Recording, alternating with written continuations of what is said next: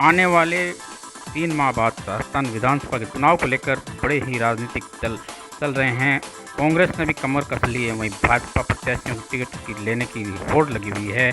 वहीं आपको बता दें, सुजानगढ़ के सत्यम रेस्टोरेंट में मतदाताओं और नेताओं की नब्ज टटोलने के लिए देहरादून से विनोद चमोली विधायक आए हैं, जो पर्यवेक्षक के रूप में, जहां पे उन्होंने प्रेस वार्ता करके गहलोत सरकार को कटघरे में खड़ा करते हुए कहा कि गहलोत सरकार के राज में महिलाओं पर अत्याचार पर बन रही है राजस्थान सरकार, वहां कानून व्यवस्था फेल है और भ्रष्टाचार चरम सीमा पर है। कांग्रेस सरकार पर आरोप लगाते हुए कहा कि एक वर्ग को फायदा पहुंचाने के लिए कार्डों का भी परिसीमन किया गया है कांग्रेस द्वारा। उन्होंने बताया कि कांग्रेस एक ही परिवार को बढ़ावा दे रही है और इस अवसर पर बड़ी संख्या में भारतीय जनता पार्टी से टिकट प्रार्थियों की लंबी लाइन थी, जहां पे पूर्व मंत्री खेमाराम मेघवाल सहित अनेक टिकटार्थी मौजूद रहे। इस प्रेस वार्ता में इस अवसर पर विनोद चमोली विधायक उत्तराखंड ने बताया, 19 तारीख से यहाँ पर प्रवास पर हूँ और बहुत ही सुखद अनुभव मुझे यहाँ आकर हुआ। एक तो पिछले 7-8 दिन से मैं लगातार क्षेत्र में हूँ और लगभग 50 से अधिक स्थानों पर मेरा जाना हुआ है, जिसमें लगभग 25 से ऊपर मेरी सभाएं भी हुई हैं। कल मेरे साथ सांसद भी थे। पहला तो सबसे अच्छा अनुभव यह आया कि सुजानगढ़ क्षेत्र में भारतीय जनता पार्टी बहुत मजबूत है, कार्यकर्ताओं की संख्या बहुत अधिक है, कार्यकर्ता बहुत प्रशिक्षित है, उत्साही है और साथ ही यहाँ का जो वातावरण है वो भारतीय जनता पार्टी के पक्ष में है। कुछ मुद्दे इस प्रवास के दौरान मेरे सामने राजस्थान में देखने में आए हैं। यहाँ पर महिलाओं पर अपराध का मुद्दा प्रमुख मुद्दा है, युवाओं के रोजगार का प्रमुख मुद्दा है, क्योंकि 17 प्रतियोगी परीक्षाएं नकल की भेंट चढ़ गई। किसानों का मुद्दा यहाँ पर बहुत प्रबल है, क्योंकि यहाँ बिजली समय पर नहीं आ रही है, पर्याप्त नहीं आ रही है, खेतों में पानी के लिए व्यवस्था नहीं है, उपज नहीं हो पा रही है। साथ ही साथ जो ऋण माफी की बात प्रदेश सरकार ने की थी, तो तमाम किसान अपने आप को ठगा सा महसूस करते हैं, क्योंकि उनके ऋण वापसी नहीं हुई है और 17,000 लोगों के घर कुड़कू हुए हैं, 22,000 लोगों पर मुकदमे कायम हैं और मेरी जानकारी में 1 लाख वो लोग हैं जिनके नोटिस तैयार हैं। तो किसान त्रस्त है। राजस्थान सरकार की बजट घोषणा में शहर में नयाबास व शिववाड़ी रोड से नयाबास क्लब थमर रोड और चैम्बर रोड पर बनी सड़कों का विधायक मनोज मेघवाल ने लोकार्पण किया। वार्ड नंबर 30 के सोनिका पीपलवा के नेतृत्व में लोकार्पण को लेकर सभा का आयोजन किया गया, जिसमें विधायक मनोज मेघवाल ने कहा कि शहर में इस क्षेत्र के बरसाती पानी का भराव होता था, अब सभी जगह सड़कें बन जाने से आम जन को इस समस्या से मुक्ति मिल जाएगी। ये बड़ी समस्या थी, जहां पर जगह जगह पानी का भराव देखा जाता था। वहीं मेघवाल ने कहा कि राज्य सरकार द्वारा विकास के नए आयाम स्थापित किए गए, जहाँ पर शहरी क्षेत्र से लेकर ग्रामीण क्षेत्र में भी बड़ी संख्या में लोगों की मांग पर सड़क का निर्माण किया गया है। सबसे पहले आज का जो लोकार्पण समारोह रखा गया है, नयाबास की जो प्रमुख सड़कें हैं, जंवर रोड है, चैम्बर रोड है, उसका लोकार्पण समारोह था, जिसमें हमारे विशिष्ट अतिथि मनोज जी मेघवाल का हम बहुत बहुत धन्यवाद ज्ञापित करते हैं। उन्हीं के प्रयासों से और हमारी जो सभापति है नीलोफर जी गौरी, उन्होंने इस कार्य को प्राथमिकता देते हुए ये सड़क बनवाई, जिसमें जल भराव की समस्या रहती थी, टूटी फूटी सड़कें थी, क्षतिग्रस्त थी, आने जाने में दिक्कत रहती थी और इन्होंने प्राथमिकता देते हुए काम करवाया। साथ ही आप विकास की बात कर रहे हैं तो मैं आपको बताना चाहूँगी, नयाबास में मोस्टली जितनी भी सड़कें हैं जो नहीं बनी हुई थी, क्षतिग्रस्त अवस्था में थी, हमारे विधायक महोदय ने, सभापति जी ने वो सड़कें प्राथमिकता देते हुए बनवाई। आपको ज्ञात है, इस गली से जस्ट पीछे स्कूल है, त्रिशला पब्लिक स्कूल, जहाँ पे जल भराव की समस्या है, उसी को भी ध्यान में रखते हुए जो हमारे सभापति महोदय हैं, विधायक महोदय हैं, उन्होंने इसका काम जल्द ही शुरू करवा दिया है। और साथ ही आप देख रहे हैं सुजानगढ़ में कितना विकास हुआ है, बोलने की ज़रूरत ही नहीं है। स्टेशन रोड जो कि बहुत ही भव्य, बहुत ही सुंदर, बहुत ही चमकदार लग रहा है, वहाँ से गुजरते हैं तो लगता है जैसे हम जयपुर सिटी में प्रवेश कर रहे हैं। साथ ही छापर रोड से अगर हम सुजानगढ़ की ओर प्रवेश करते हैं तो सुंदर डिवाइडर, उसमें सुंदर खजूर के पेड़ लगे हुए हैं। सौंदर्यीकरण के साथ साथ सड़कें, नालियाँ, विकास को देखा जाए तो हर तरह से हमारे विधायक महोदय ने विकास का काम किया है। इसके लिए मैं उनका बहुत बहुत धन्यवाद ज्ञापित करती हूँ। आज सुजानगढ़ नयाबास क्षेत्र में जो प्रमुख 3 सड़कें हैं ये, जिसमें चैम्बर रोड है, जिसमें झंवर रोड है, शिवबाड़ी की रोड थी, जिनको हमने हाल ही में बनाया था। करीब 1.5 करोड़ रुपये से ज़्यादा की लागत से ये सड़कें बनी हैं और बहुत शानदार इन सड़कें जो बनाई हैं पूरी भर्ती के साथ, इनका लोकार्पण हुआ है। बहुत बड़ी एक समस्या थी, एक तो पानी भराव की समस्या थी क्योंकि सड़कें पुरानी बहुत नीची थी और वो लगभग टूट फूट गई थी एकदम। तो इन जो एरिया है और ये मुख्य रूप से इन सड़कों पर आवागमन खूब है, तो ज़रूर इन वार्ड के लोगों को इससे राहत मिलेगी, न सिर्फ आवागमन में बल्कि पानी की समस्या में भी। तो इनका हमने लोकार्पण किया है। इसके अलावा इस वार्ड में और भी कुछ सड़कें हैं जो बन रही हैं, जिनका हम पहले ही शिलान्यास कर रहे हैं। तो ये वो वार्ड हैं जो काफ़ी विकसित वार्ड हैं, वैसे कहे जाए तो।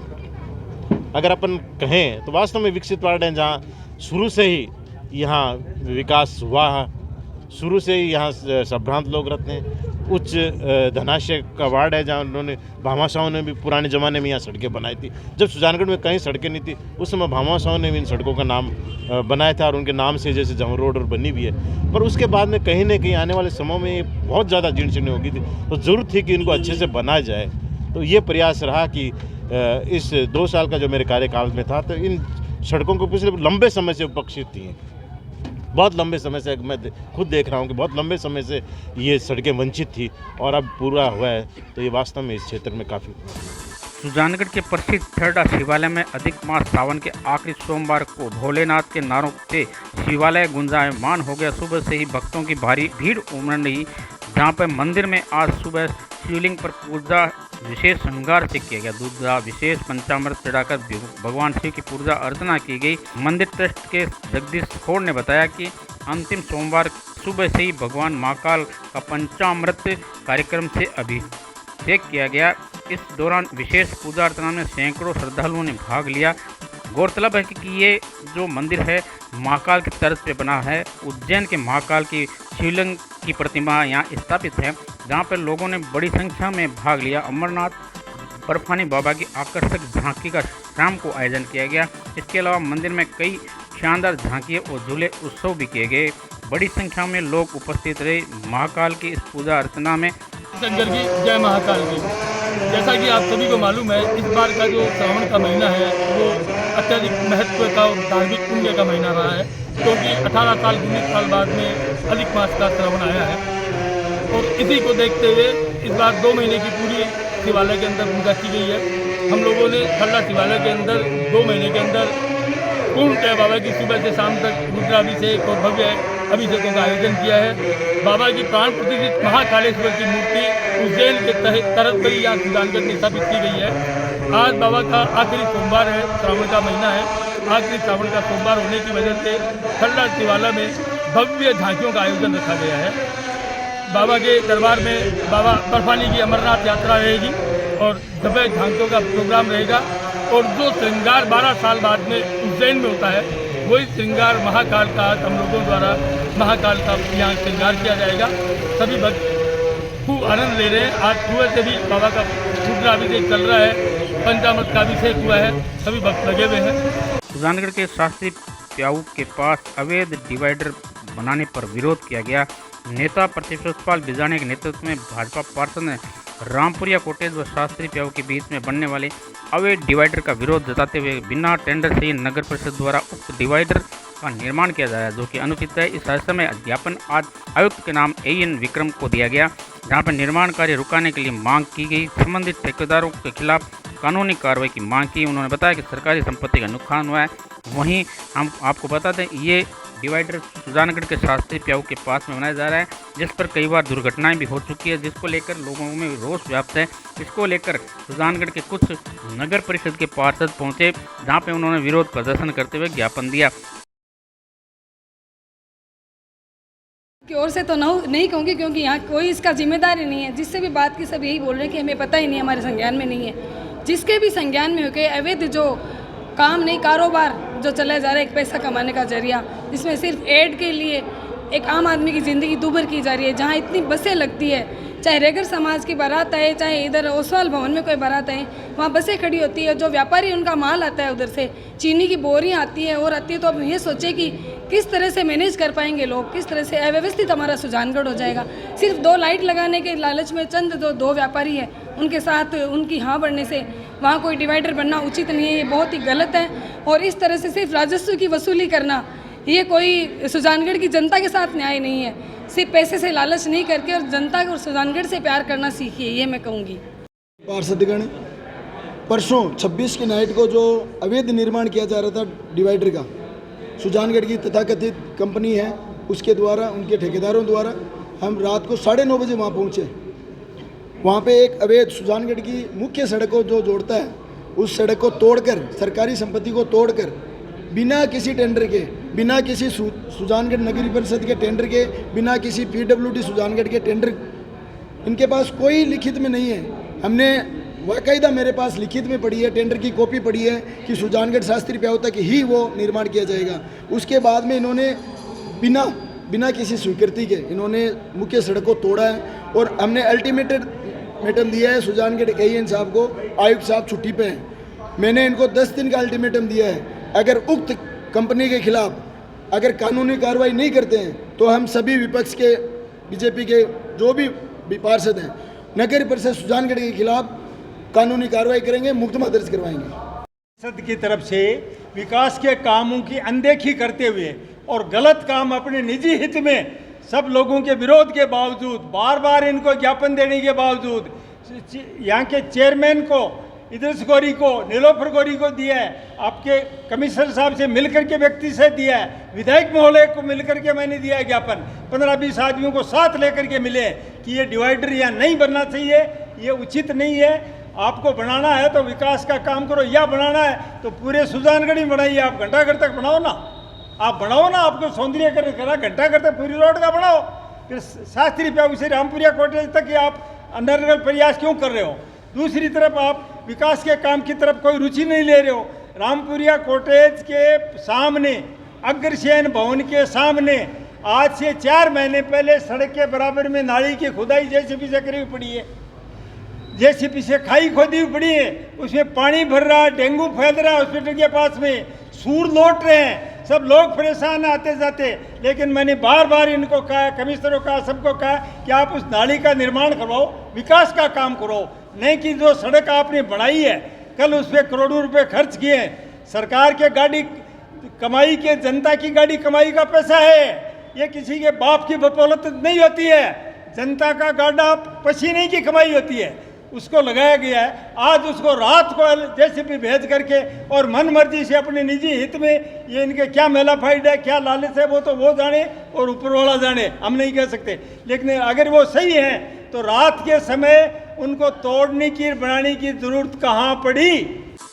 सुजानगढ़ के आसपास के क्षेत्रों में कई जगह आपनी योजना का जो पीने का पानी है, जो कई जगह से लाइन टूटने से व्यर्थ बह रहा है। वहीं सुजानगढ़ के मुख्य चौराहे अशोक स्तंभ के सामने केजरीवाल पेट्रोल पंप के सामने आपनी योजना की पाइपलाइन जो कि लीकेज के कारण आम जन पर भारी पड़ रही है, बड़ी परेशानी हो रही है। लंबे समय से लीकेज होने से पेट्रोल पंप के सामने सड़क भी टूटी है, जल का भराव शुरू हो चुका है।